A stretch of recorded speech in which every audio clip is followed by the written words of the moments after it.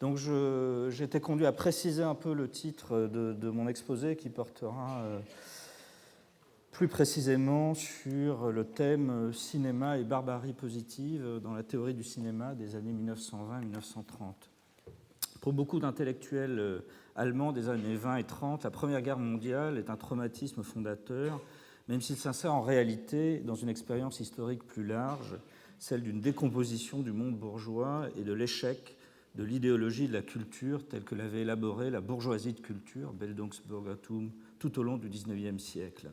L'expérience de la guerre vient à cet égard confirmer une inquiétude sur la culture qui existait déjà avant 1914 et qui s'exprimait de façon virulente dans un discours de critique de la civilisation moderne, Kulturkritik, imprégnant une partie de la sociologie, de la philosophie, de la littérature et des arts.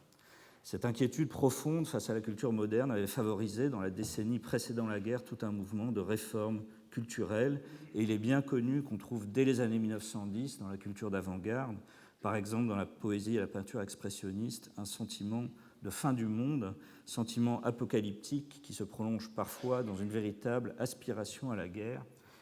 Et ce sentiment ne pouvait qu'être renforcé par la défaite de 1918 et la disparition de l'Empire wilhelminien, de l'Empire habsbourgeois, et ce n'est pas un hasard si l'immédiate après-guerre est marquée en Allemagne par le succès du livre d'Oswald Spengler, Le déclin de l'Occident.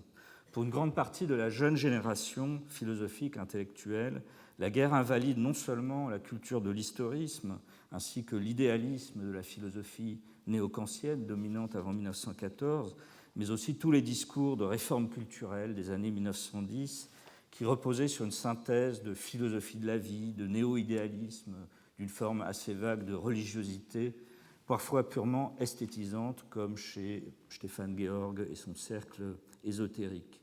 Après 1918, l'heure est plutôt au thème existentialiste, au décisionnisme, ainsi qu'un retour à l'objet. À l'utopie de l'expressionnisme succède la nouvelle objectivité, l'acceptation ou la confrontation avec la froide réalité.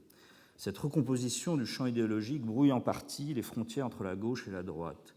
Certains, comme Ernst Bloch, Rosenzweig et les deux penseurs dont je vais parler plus particulièrement, Walter Benjamin et Siegfried Kracauer, cherchent, dans une tradition messianique, des ressources nécessaires pour fonder une alternative à la fois au progressisme, mais aussi à ces discours de réforme culturelle qui n'ont pas su voir que la civilisation, ce qu'a montré la guerre, que la civilisation était travaillée en profondeur par la barbarie, et parce que Freud appelle désormais, à la suite de l'expérience de la guerre, la pulsion de mort.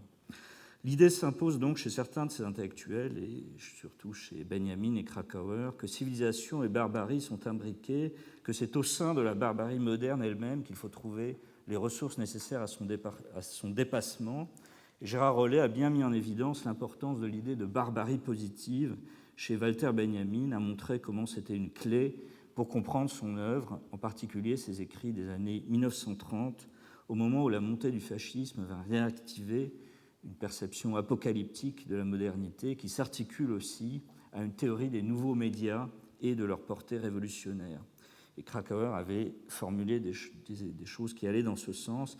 Et ce qui m'importe ici, c'est le rôle du cinéma comme lié à cette perspective d'une barbarie positive capable de subvertir la dialectique du retournement de la civilisation en barbarie. Pour Kracauer, comme pour Benjamin, le cinéma est organiquement lié à une civilisation moderne, post-bourgeoise, nourrie de l'expérience de la guerre. Dès l'avant-guerre, le cinéma avait suscité une opposition de la part des défenseurs des idéaux culturels de la bourgeoisie de culture. Le problème n'était pas seulement l'origine foraine du cinéma, son appel supposé aux bas instincts, mais aussi la rupture qu'il représentait en tant que langage artistique dans le sillage de la photographie. Georg Simmel opposait dans son ouvrage sur Rembrandt la photographie, simple reproduction littérale qui en reste à la surface optique des choses, à la peinture de Rembrandt qui saisissait leur signification vivante, leur nécessité intérieure. Cette distinction faisait écho à l'opposition qu'élaborait Bergson entre l'intuition de la durée vivante et l'intelligence spatialisante et analytique qui obéit au mécanisme cinématographique de la pensée et s'éloigne du dynamisme vital créateur. Pour Krakauer, le lien entre le cinéma et la civilisation moderne, dans sa dimension mortifère, abstraite, traumatisante, se manifeste à plusieurs niveaux. Sociologiquement, le cinéma est intimement relié aux mutations qui vident les valeurs de la bourgeoisie de culture de leur substance. En effet, le cinéma s'adresse prioritairement aux nouvelles masses urbaines, au peuple des employés, qui sont à l'avant-garde d'une transformation de la société dans le sens d'une rationalisation accélérée. La nouvelle organisation du travail, dont les employés deviennent les victimes, inflige un démenti cinglant aux valeurs de personnalité, de subjectivité que véhiculait le discours de la Bildung. Or, les palais du cinéma, dit Krakauer, offrent un asile à ces employés qui n'ont plus de valeurs qui donnent un sens à leur existence. Le cinéma permet à ces masses urbaines de prendre conscience d'elles-mêmes, d'élaborer leur propre culture, adaptée aux nouvelles conditions de vie et de travail, un thème qu'on retrouve chez Benjamin. Et Krakauer n'a de cesse de critiquer un cinéma qui prétend mimer les formes d'art traditionnelles et bourgeoises et n'assume pas sa nature de produit de divertissement, Zerstreuung, à l'attention des masses urbaines. Dans son langage même, au-delà de cette question sociologique, le cinéma est pour Krakauer étroitement lié à la principale force qui s'exprime dans le processus de rationalisation, la ratio, raison instrumentale, qui tend, et c'est le danger, à s'autonomiser, à se séparer d'une raison émancipatrice des Lumières. Et cette raison instrumentale, elle est aussi à l'œuvre, aussi bien dans la circulation et la sociabilité dans la métropole urbaine que dans les nouvelles tendances architecturales, que dans le processus capitaliste de production ou que dans la guerre moderne. C'est sur l'affinité entre le cinéma et la ville que Krakauer insiste le plus. Le cinéma comme médium adéquat de cet espace désacralisé de la métropole moderne. C'est un thème développé dans la critique du film Die Straße, La rue, un film important de 1923. Ce monde mécanisé est violent. Il confronte l'individu à des chocs et requiert de sa part une faculté d'adaptation constante. Pour Krakauer, c'est la thématique principale du slapstick américain, genre cinématographique majeur. Les films de Chaplin, comme le cirque, donnent à voir le morcellement du monde mécanisé dans lequel l'individu est en proie à l'agression permanente de l'organisation et s'efforce de trouver sa place ou de survivre. Le cinéma, donc ces affinités entre cinéma et modernité urbaine s'expliquent aussi par le fait que le cinéma est un art visuel. La ville est dominée par des signaux optiques, lumière, feux de circulation, enseignes, publicité lumineuse. Et Simmel caractérisait déjà le citadin, Georg Simmel, le sociologue, par l'hypertrophie du regard, le plus abstrait de tous les sens. Simmel estimait aussi que les nombreux signaux visuels en ville contribuaient à la nervosité urbaine due à l'abondance et l'intensité des stimuli auxquels le citadin est soumis. Un thème qui va être repris par Benjamin. En tant que captation visuelle des chocs qui agitent la surface de la ville, le cinéma est le mieux placé pour rendre compte d'un environnement tourné vers l'extériorité, dépourvu d'unité organique, de cohérence. Le cinéma est l'art de l'aléatoire, de l'association libre. Il parvient à rendre compte d'une réalité fragmentée, mouvante, kaléidoscopique, voire stroboscopique. C'est pourquoi le trafic automobile est une figure à la fois éminemment urbaine et cinématographique. Donc le cinéma restitue la surface éclatée, agitée, agressive de la ville, et il a la capacité aussi de se mouvoir, la caméra, de se mouvoir librement dans cet univers qui ne peut plus être embrassé par un point de vue global. Fondamentalement, l'affinité à un autre niveau, donc l'affinité entre le cinéma et la violence du monde mécanisé sous toutes ses formes, s'explique pour Krakauer par le fait que le cinéma, en tant que médium photographique, est lui-même un dispositif mécanique qui ne capte pas, et on retrouve Simmel, la continuité d'un sens, comme le fait le souvenir, mais simplement une juxtaposition de points situés dans l'espace. Dans son essai de 1927 sur la photographie, Krakauer part de la photographie d'une jeune actrice de 24 ans et la compare à celle d'une femme de 24 ans, aujourd'hui grand-mère, prise plus de 60 ans auparavant dans un atelier. Cette grand-mère, vue d'aujourd'hui, sur cette photographie, a l'apparence d'une poupée à la fois ridicule et effrayante, d'une simple collection de détails décoratifs démodés. Là où le souvenir que nous pouvons avoir de cette grand-mère cristallise tout un vécu, confère un sens à son image. Son portrait photographique est une pure collection de détails étranges coexistant dans l'espace. Et on a à nouveau ici cette distinction bergsonienne entre le temps durée et le temps-espace purement mécanique et analytique. La photographie a cependant, pour Krakauer, un rôle essentiel de révélation de cette négativité du monde pris dans le temps-espace, ce monde mécanisé, issu de la guerre, qui attend encore qu'on lui donne un sens. Toutefois, Krakauer va introduire ici une distinction entre cinéma et photographie, j'y reviendrai dans un moment. Cette solidarité entre cinéma et civilisation mécanisée, on la retrouve chez Benjamin, qui partage avec Krakauer l'intérêt pour le slapstick américain. Et dans les années 1930, Benjamin posera dans un texte célèbre le problème en termes de perte de l'aura, c'est-à-dire de la perte de cette trame singulière d'espace et de temps. Il place, Benjamin, aussi le cinéma sous le signe d'une esthétique du choc, insiste sur le lien entre cinéma et modernisation du processus de production. Il évoque le travail à la chaîne, par exemple. Dans la continuité de Georg Simmel, il insiste plus nettement que Krakauer sur le phénomène de la perception, en expliquant que le cinéma ouvre la voie à un nouveau type de perception, dit tactile et non plus contemplatif. Ce type de perception discontinue s'adresse à un nouveau type de subjectivité. Le spectateur de cinéma n'est plus le sujet tel que le voyait le discours de la Bildung. La perception tactile, avec ses stimuli violents et répétés, casse l'unité trompeuse du sujet bourgeois et sa fausse autonomie. Le spectateur de cinéma est un sujet distrait qui s'inscrit de surcroît dans un sujet collectif. Comme l'écrit Benjamin, la masse distraite fait pénétrer en elle l'œuvre d'art. Benjamin prolonge ici la réflexion de Krakauer sur la notion de divertissement, Zerstreuung, qui a une double connotation. Une connotation pascalienne, la Zerstreuung, c'est divertissement, c'est-à-dire quelque chose qui nous détourne de l'expérience de l'absolu qui n'est plus possible dans la modernité. Mais Zerstreuung, ça veut dire aussi dispersion. Et la Zerstreuung, c'est aussi une forme d'art qui s'adresse à une subjectivité éclatée. Donc, pour Krakauer comme pour Benjamin, la négativité nouvelle dont le cinéma est le révélateur doit être menée à son terme. Il n'y a pas de retour à l'authenticité. C'est l'argument de l'article programmatique de Krakauer intitulé « L'ornement de la masse ». L'ornement de la masse, ce sont ces figures géométriques que forment les corps dans beaucoup de spectacles modernes. Donc Krakauer évoque les jambes des Tiller Girls, mais on peut penser aux comédies musicales de Busby Berkeley, par exemple, avec ses ornements humains. Pour Krakauer, ces ornements ont un statut ambivalent. Ils témoignent d'une rationalisation par leur caractère géométrique, épuré, mais en même temps, cette réapparition de l'ornement, dont la modernité avait prétendu s'affranchir, en privilégiant, par exemple, dans l'architecture, la forme au détriment de l'ornement. Donc cette réapparition de l'ornement nous donne à penser que la modernité peut être porteuse d'une régression.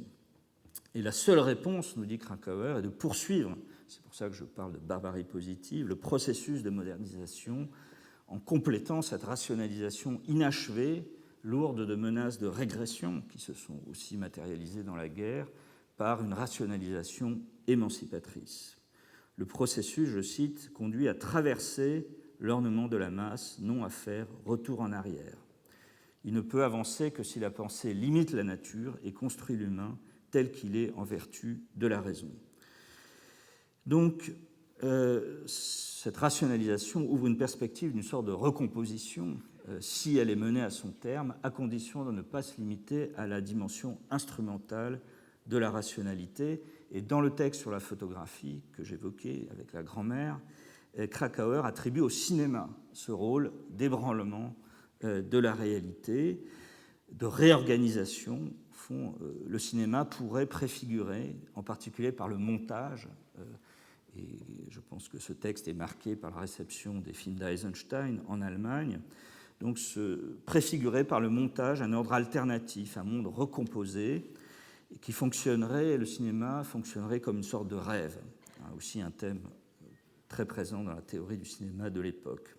En tout cas, il est toujours clair que pour Krakauer, le cinéma contribue toujours à critiquer, à désamorcer la réalité qu'il montre, c'est-à-dire ce monde mécanisé et violent. Il introduit un point de vue ironique de mise à distance, dans le slapstick, dans les films de Charlot par exemple. Il produit un effet d'estrangement. Il révèle l'exotisme du quotidien et c'est là la force du slapstick. Donc, de même que le chemin pour Krakauer passe par l'ornement de la masse, par ce monde froid, rationnel, violent, il passe pour Benjamin par la liquidation de l'aura, qui doit être menée à son terme. Et pour Benjamin, le choc est en tout cas le Benjamin de ce texte-là, le choc est la seule forme de connaissance possible dans une époque marquée par la perte de l'expérience, une perte dont il faut prendre acte.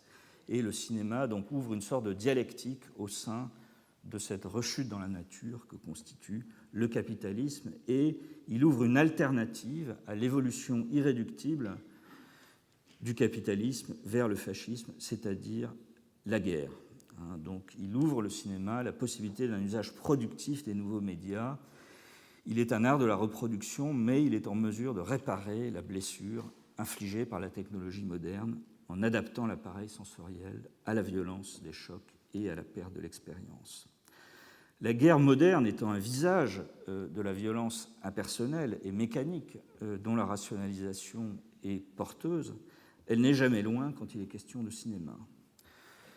Pour Krakauer, évidemment, l'armée est un exemple d'ornement de la masse et il aura beau jeu, quand il verra plus tard les films de Leni Riefenstahl, d'appliquer cette théorie à la façon dont Leni Riefenstahl ornementalise les foules dans Le triomphe de la volonté.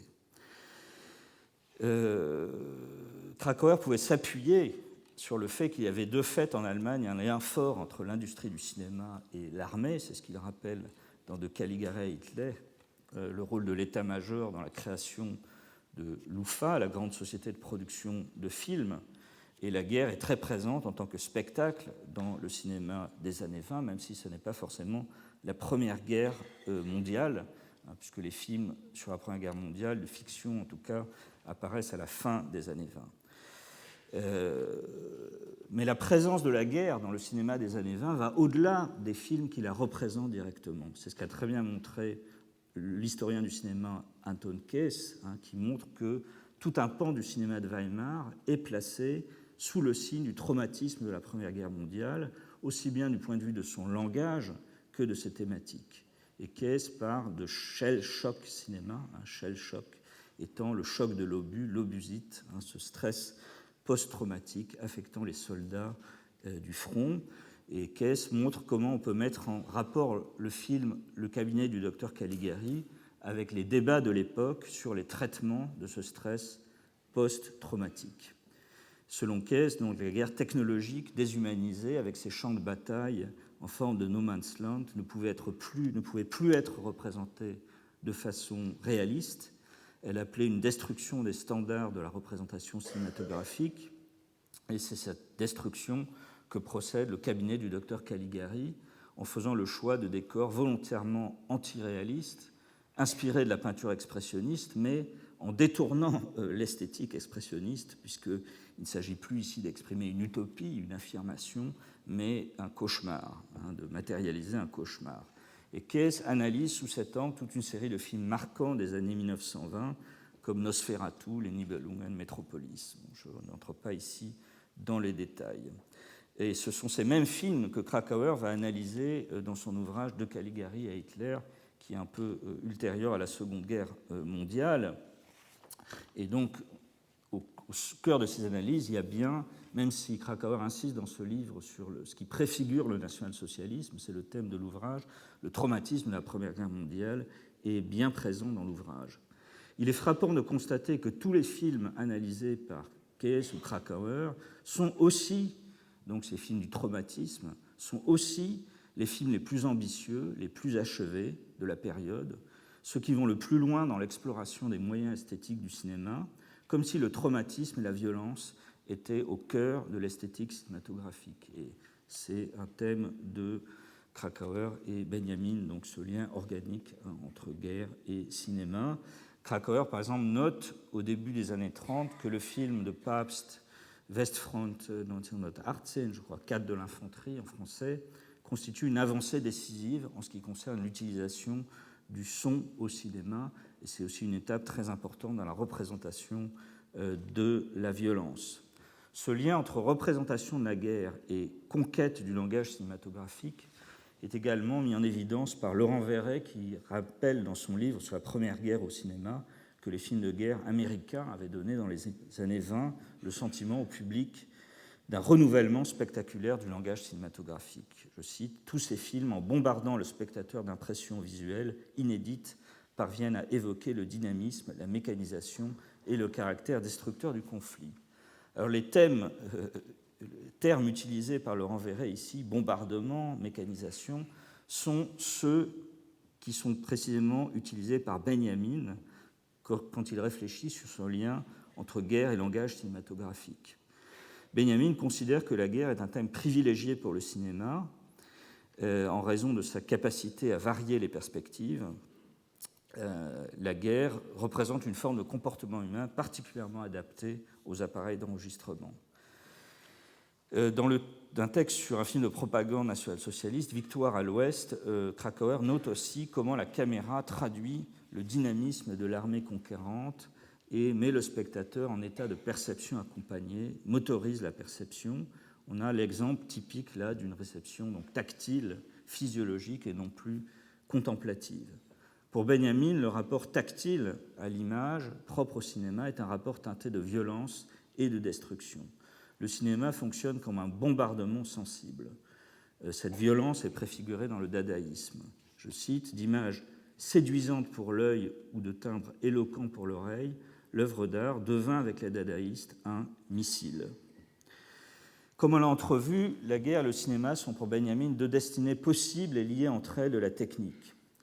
La guerre est l'aboutissement d'une utilisation de la technique non pas à des fins émancipatrices, mais à des fins d'occultation de la réalité sociale. La guerre est le terme ultime de l'esthétisation du politique, qui consiste à transformer, à récupérer le divertissement pour transformer la réalité en spectacle cinématographique, en œuvre d'art multimédia, en simulation géante de la Volksgemeinschaft, la communauté du peuple, au moyen d'un appareil de propagande qui construit une réalité de substitution afin de masquer la réalité des antagonismes sociaux.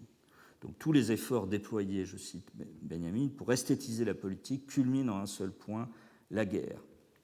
Et donc la guerre combine pour Benjamin esthétique et technique, comme le cinéma, mais témoigne d'une incapacité de la société à s'approprier la technique. C'est une sorte de révolte destructrice de la technique, alors que le cinéma serait le moyen de domestiquer la technique, de se l'approprier, d'apprivoiser les chocs auxquels elle nous expose.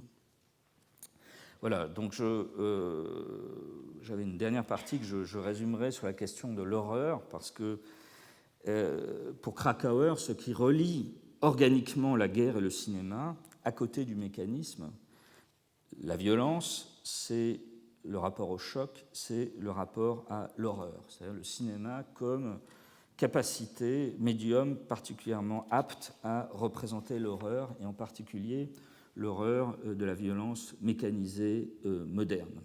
Dans la théorie du film, donc, qui est un ouvrage ultérieur du début des années 60, mais qui reprend toute cette théorie antérieure, Krakauer met au centre de sa conclusion deux films de Georges Franju, dont un, Le sang des bêtes, qui est un film qui porte sur les abattoirs de la ville de Paris. Donc, au fond, il met cette mécanisation de la mort, il en fait un emblème de ce qui se passe dans la modernité. C'est un thème qui était déjà dans la littérature des années 20, ce thème des abattoirs, en particulier les abattoirs de Chicago, comme figure de la rationalisation.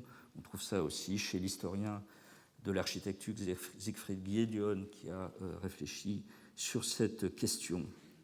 Et donc, la théorie de Krakauer, c'est que le cinéma est particulièrement apte à représenter l'horreur qu'il lie dans cette théorie du film à nouveau au choc.